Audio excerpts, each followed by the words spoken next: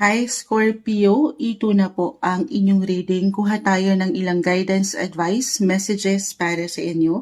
Para po ito sa darating na April 1, 2026 kasi meron tayong full moon. Yes, subukan natin hingan ng guidance. Anong pwedeng epekto ang iwan nito? At baka sakali, meron din po akong maiwan na ilang info pagdating sa astrology. Itong full moon na ito is in the sign of Libra. Regardless po sa zodiac sign na aking nabanggit, pero again, why not? Baka meron akong ma-share sa inyo astrologically. Scorpio energy, kamusta kayo? April 1, full moon. Ano nga asahan po ng mga taong ito? Anong parating sa kanila? Kuha muna tayo ng pinaka-guidance, tapos subukan natin i-clarify. Scorpio guidance po para sa mga taong ito. Ano nga asahan? Anong parating sa kanila ngayong full moon? Guidance para sa mga Scorpio na maaaring makapakinig nito. Message po. Step out of your comfort zone. Nothing is yet set in stone. Okay, ito yung madalas na may mention ni Moonshot. Dito talaga yan kay Moonology. Nothing is yet set in stone. Okay, actually, kay Moonology, pinapalis ka sa yung comfort zone. Pero kasi itong si full moon, itong darating na full moon this April 1 in the sign of Libra, it will highlighted your 12th house. 12th house of your comfort zone. So, paano na to? Sa yung little shell. Yes, kung saan ay pwede kang mapag-isa muna, mapagnilay, being alone, solitude. Ayan, maybe this is just a reminder. Kaya napakahalaga po na maika-clarify natin. Anong reminder yan? Nothing is yet set in stone. Everything is temporary, lilipas ang mga bagay. If ever, at one point, ang epekto po ng full moon ay pwedeng mag-last for, especially kung ito ay medyo dramatic or may pagka-intense, could last longer than 6 months, 4 to 6 months, okay? Depende ito. Pero maaaring ngayon pa lang or sa mga susunod na araw ay pwede itong maramdaman na ng ilan sa inyo.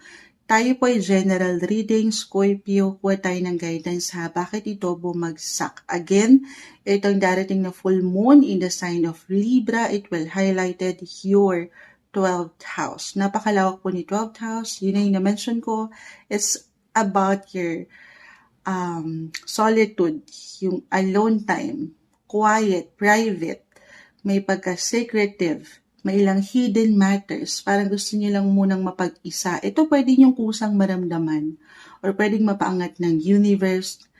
Okay, so reversal din yung energy natin. Pwede itong mag-connect din, mag-apply sa ilang tao sa iyong paligid. Just only take what resonate po. Si 12th house, napakalawak. Connected din yan sa healing. Healing physically, mentally, emotionally, or even spiritually. May pagkamalalim po ang 12th house, kagaya niyo Scorpio.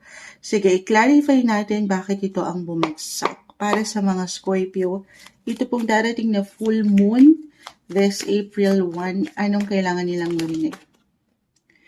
The Knight of Pentacles. Okay, add pa tayo. Ace of Pentacles. Actually, ito yun.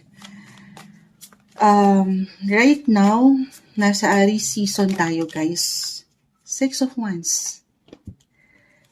And, nag-highlight, nagbibigay din po ang inyong, nagbibigay din ng inyong mga 6th house of work, your daily service, your routine, yung trabaho, yung pang-araw-araw na buhay.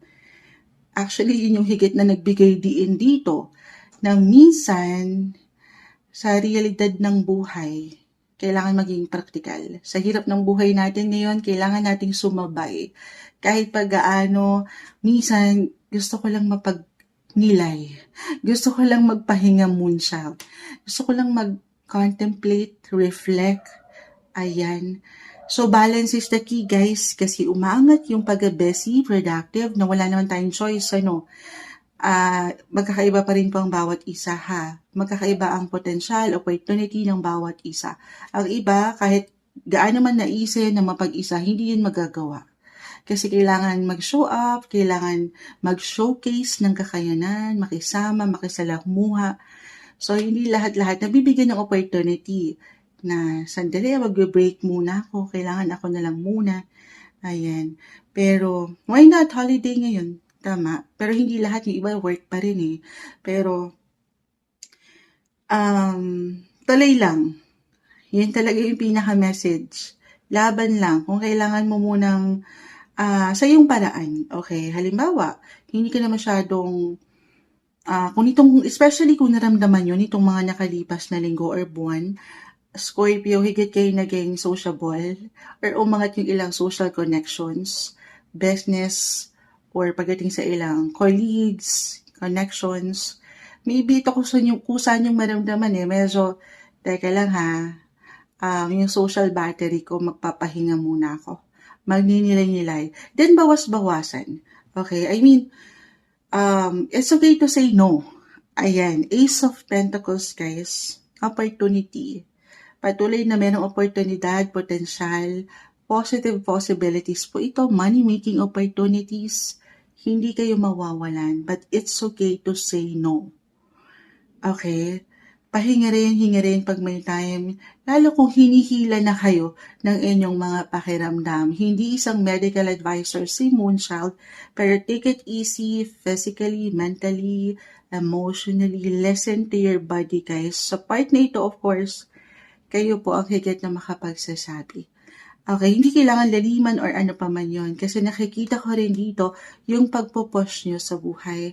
The Six of Wands, card of success po ito. Umaangat, nagle-level up kayo. Hindi nyo pa man yan ma-realize. Meron guys, hindi nababaliwala yung patuloy yung pag-show up sa inyong mga buhay paggawa. Patuloy yung paglaban, Scorpio, sa buhay. Kung hindi nyo pa ito ramdam, again, reversal tayo. Ang mag-highlight ngayong full moon, ay ang inyong mga 12th house. 12th house, may ilang hidden matters na na-mention ko. Maaaring may ilang secret or naka-hide lang. Alin yun? Sobrang nagbigay diin po dito ang trabaho po. Kung saan kayo kumikita or ang inyong mga service pang araw-araw na buhay. So, maaaring merong someone na po na nakapupuna sa inyong kagalingan, yung effort, yung tiyaga. Hindi po imposible na yan po ay merong nilaga. Maaaring merong pag-level up sa possession, it could be pag-increase sa inyong mga sweldo, kahit sa simpleng recognition or appreciation, guys, mapupuna kayo or napupuna na kayo. Maaaring tahimik lang ito na napapansin kayo. It could be someone higher ups, a boss, ayan, na ay, teka lang ha, kahit na medyo low-key, pagod ka na, pero patuloy ka lang daw nagtatrabaho, patuloy yung focus mo. So, baka hindi mo lang napapansin or kung feeling mo hindi mo paramdam, meron na. Okay, merong someone na nakaka-appreciate sa'yo. Okay, ganun yung energy. Kung medyo may pagka-low-key talaga, pahinga lang din pag may time. Tapos, laban tayo ulit. Kasi I see magandang opportunity.